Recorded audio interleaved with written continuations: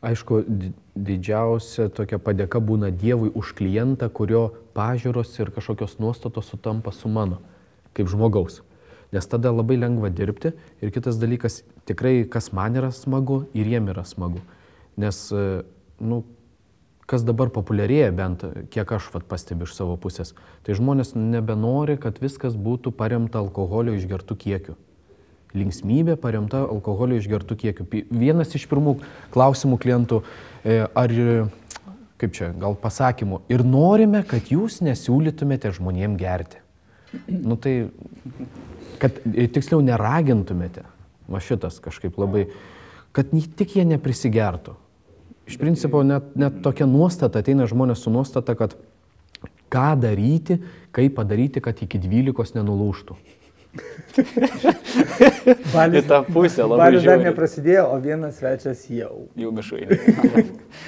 Aišku, mano, tarkim, subjektyvia nuomonė, geras vedėjas yra tas, kuris pačią vestuvių šventę pakelia į šiek tiek aukštesnį lygį. Ir visi žmonės iš jie gali pasakyti, kad ta šventė buvo, wow, tokia ten kalbėjo, ten buvo viskas elegantiškai, subtiliai ir gražiai. Kaip galima pasiekti tai? Giedriau, labai tu kaip žinodamas, kalbi tai. Nes aš važiuodamas čia, į šią laidą, galvoju, vestuvių vedėjas, kokia jo ten prasmė toje šventėje. Nes, iš jūsų pozicijos kaip filmuotojo, kaip fotografo, tai yra toksai apčiuopiamas dalykas. Paskui jį gali žmogus pamatyti ir pažiūrėti ir tai labai faina, kad ilgalaikiai dalykai yra. Bet kas vestuvių vedėjas, ką jis duoda? Ir aš savo atsakiau šiandieną, kad jis sukuria nuotaiką. Ir kaip būna, arba buvo gera nuotaika, arba jos nebuvo. Patiko. Žmonės pasako, patiko. Aš savo misiją tiksliau, laikau vestuvėse sukurti nuotaiką, kad būtų, o nuotaika tai vis dėlto prasideda nuo to, kad dėmesį parodyti visiems svečiam ir ypač jauniesiam, kad jie jaustųsi atsipalaidavę, kad jie jaustųsi karalius ir karalienė tos potos, o ne statytiniai, kaip koks princas ir princesė, o tėvai yra karaliai ir karalienės, jie mokėjo pinigus ir jie dabar sako, padarykit šou. Kiek apskritai reikia paisyti jaunųjų norų ir kiek reikia duoti savo tos tokios įtakos, kad darykime šitaip ir taip, nes aš žinau, kad tai yra gražiau. Gražiau tai yra viskas, iš tikrųjų fotografija tai yra šviesa ir kokiu kampu tu ją perteiksi nuotraukoje, tai ir bus gražu. Tai yra tavo misija šitoj šventėj, perteikti būtent savo matymo kampu. Tuo ir išsiskiria kiekvienas fotografas, turėdamas savo stilių. Kiekvienos vestuvės tikrai yra kitokios. Taip, yra kažkokio, kaip sakyti, kai visi žino, šeimos židinys arba jaunųjų sutikimas, bet, kiekvienam tai yra sava. Tai mes irgi, galima sakyti, visi važinėjom su mašinom. Visos jos su 4 ratais, bet jos visos skirtingos. Ir kai žmonės sako, mes norime taip, kaip dar niekad nebuvo, tai tada aš siūlau, kad padaryti drastiškai, jau kitaip. Nes kai žmonės iš savęs daro, taip, kaip jie nori, net ir tą šeimos židinį. Kai jie sako, ačiū mama, tėti, ir jis daugiau nieko nesako. Nes jis netoks žmogus, kad jis sakytų. Ir yra gražu, kai matai, kad jis pasakė tai nuoširdžiai. Yra daug smagiau, negu jis sako, ačiū mama. Tada išsitraukia tą odinę papkę, kurią pirmą kartą gyvenime mato, atsiverčia. Ir tada šokas ištinka veide, matau, kaip, kadangi jau kitų raštų, ne Times New Roman 12, bet tuo išvedžiotų. Ir jis tai beržas, tu kaip stovi čia dabar. Ir...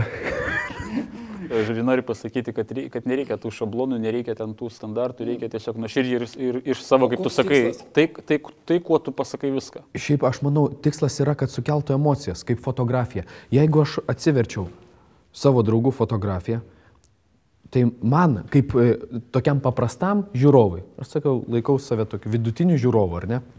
Na gerai, gal ne vidutiniu. Ne. Bet kai pasižiūri, aukščiau, aišku, kad aukščiau. Mokslai baigti, kinas hobis. Pasižiūri ir jeigu tave emociškai velka, tai aš tada, kaip žiūrovas, nebesigilinu, kokia čia šviesa panaudota, kokia čia poza tų jaunųjų. Nu, wow, kažkokie jauti, kaip sakyt, meilė iš jų. Tu vertini emociją, kurią sukelia tau tas dalykas. Nu, taip, labai. Nes jeigu atsiverti ir va, gražu, ir man tai yra fotografo, čia mano asmeninė nuomonė, fotografo sugebėjimas atrinkti ir pataikyti, kad kur buvo jie tikrai atviri. Bet ar tu galvoji, kad tai lengva padaryti? Rolandai, lengva padaryti, tarkim, tokį rezultatą, kiekvieną žmogų kažkiek reikia provokuoti šiek tiek galbūt, ar ne? Aš sutinku, kad fotografija gali būti menas ir gali būti amatas. Tai jeigu tu esi fotografas, tai yra gerai, jeigu amatininkas galbūt nelabai. Bet iš tikrųjų fotografija tai yra tai, kad suprasti tai sudėtinga, bet kaip sakė kolega, kad atsiverti ir tu jauti štai spinduliuojančią kažkokią tai emociją, meilę. Tai yra labai svarbu. Aš tarkim tą šventę įsivaizduoju visai kitaip. Tai turi būti faina, graži, šilta, dviejų žmonių šventė, kurie džiaugiasi aplinkiniai. O pas mus tai yra paversta tokį didžiulį konvejerį su daugybė dėl to stresuojančių, va būtent nebesidžiaugiančių, daugybė stresuojančių giminaičių, tėtų, mamų, su daugybė visų fejerverkų, tai pavadinkim tuos visus dalykus. Tai yra santuoka, būtinai tenai reikia nuvažiuoti, ten reikia pabūti, tenai reikia nusifotografuoti prie to paminklo ar prie tos vietos. Ačiū Dievui, kad jau prie miesto ženklų nebesifotkinam, Kaunas Šešupė. O galėtumėm atgaivinti. Galima, bet aš noriu pasakyti, kad galbūt perkrautos yra, galbūt ta šventė yra perkrauta labai viskuo. O kaip tavo idealios vestuvės? Paprastos ir trumpos visų privalomų atlikti ritualų prasme. Vadinasi, tai yra akcentas, yra be abejonės bažnyčia, kuri būna iki bažnyčios ir po bažnyčios. Iki bažnyčios tai yra viso labo kažkokie galbūt tai nereikšmingi momentai ir po bažnyčios tai yra gerų artimų žmonių draugija ir tarkim paskui pati vakarinė dalis. Irgi tokia pati maloni, šilta. Šiaip iš tikrųjų, mano nuomonė, tai ir vyksta, kad jau nebėra tų gilių tradicijų, pagal kurias būtų sudėliota tiksliai kiekvienas vestuvinis momentas. Mano manimu, netgi yra dabar tokia, kiekvienas sprendžia tai savaip ir netgi yra tokia jaunavedžiam atrakcija, Rumšiškių muziejuje vyksta, reiškiasi, kaip tai vyko Lietuvoje pagal tradicijas ir jau jie važiuoja žiūrėti, kaip tai vyksta ir jiem visą tai yra rodoma. Tai aš noriu pasakyti, kad Lietuvoje tos gilios tradicijos jos iš tikrųjų, kaip pasakyti, blėsta. Ir tai, ką jūs kalbėjote dėl tų tradicijų, mano nuomonė, yra viskas besikeičiantis dalykas. Nes tuo metu, kai ženijosi ten mūsų seneliai ar proseneliai, aš tai žiūriu iš pramoginės pusės. Imu kontekstą bendrai. Nebuvo televizijos, radijos, pramogų. Tai vestuvių šventė yra tas ritualas didysis, iš principo švęsti. Ir jie tai darydavo, jie turėjo pasidaryti atrakciją. Dėl to visos tos tradicijos, kiek man teko domėtis, kiekvienam regione yra skirtingas, ten išlydėjimas iš namų, visi darė savaip, tai ir buvo jų išskirtinumas. Nes iš Aukštaitijos nuvažiuoja pas nuotaiką į Žemaitiją ir ten tai dėl to pas jį padarydavo savaip, pas ją padarydavo kitaip. Žmonės norėjo atrakcijos, dėl ko senovėje būdavo labai populiarus stalo užsėdimas. Įsivaizduokit save svečio pozicijoje. Aš atvažiuoju su arkliais ir vežimu į kitą Lietuvos galą, tipo važiavau 60 km, jau kitas Lietuvos galas, su vežimu, ne? Atvažiavau dieną ir aš sėdžiu ten nuo 3 kokios valandos, įsivaizduokim, o ten jie jau bus kokia 6, nėra ką veikti, tai žmonės aišku alaus bokaliuką išgeria ir jie neturi ką veikti, tai jie ir darosi savo atrakciją, jie persirengia ramiai, jie užsėda stalą, tai ir yra, jie užsiema patys save. Šiais laikais tai mes su mašina atvažiavau, stalo užsėdimas, aš ne klaunas, aš nedarysiu to. Va toks, tos tradicijos, idealios tradicijos tai, kaip nori jaunieji. Tik tai yra momentas, kai žinai, kas emociškai veikia ir kas emociškai neveikia. Nes jeigu šeimos perdodama židinys, ta tradicija, ar ne? Tėvai perdoda jauniesiems šeimos židinį.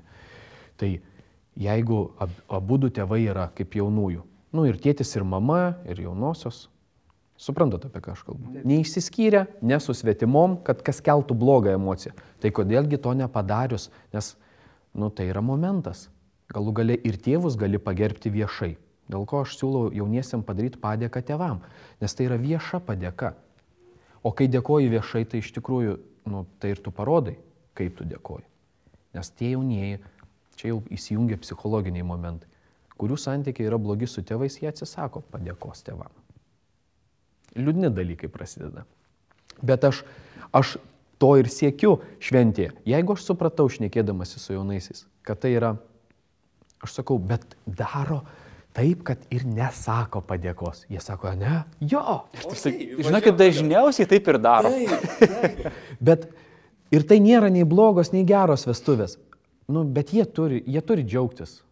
Nes mes kiekvienas turim savo požiūrį. Ir mes, kaip ir su to mašinom, kiekvienas galim pasirinkti, su kuo nuvažiuoti. Tai kodėlgi to nepadarius linksmai? Tai žodžiu, išvada tokia, kad patys žmonės turi nusiteikti tokiai, gauti gerų emocijų, nebijoti, neslėpti jų. Apskritai išvesti savo šventę, be jokių ten tokių skrupulų, be jokių įsitempimų, kad dabar kaip man čia reikia atrodyti, tiesiog tai turi būti tokia šventė, kad nereikia, manau, to labai sureikšminti. Turėtų jaunavedžiai neskubėti ir negalvoti, kad tai yra kažkokia tai ypatingai rūpintis kitais svečiais, kaip būna kartais jie labai įpratę, sakykime, būna rūpestingi ir jie rūpina, ar viskas gerai, jie turėtų būti atsipalaidavę, easy, tai yra jų šventė. Paantrinant Rolandui, aš jauniesiem ir sakau, yra mano darbas užimti jūsų svečius, kad jūs galėtumėte atsipalaiduoti ir, kaip Rolandas sako, būti atsipalaidavę nuotraukose. Kad jie žinotų, jog svečiai yra užimti, nes jie vis tiek nori, kad kažkas užimtų juos.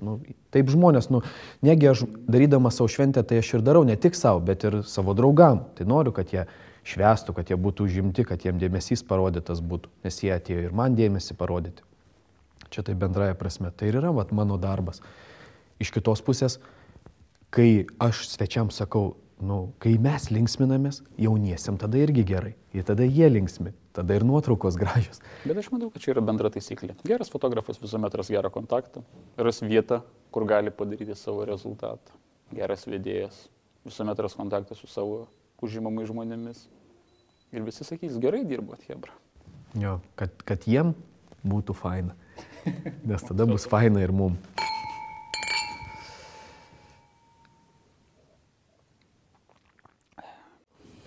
Ar viskas namo?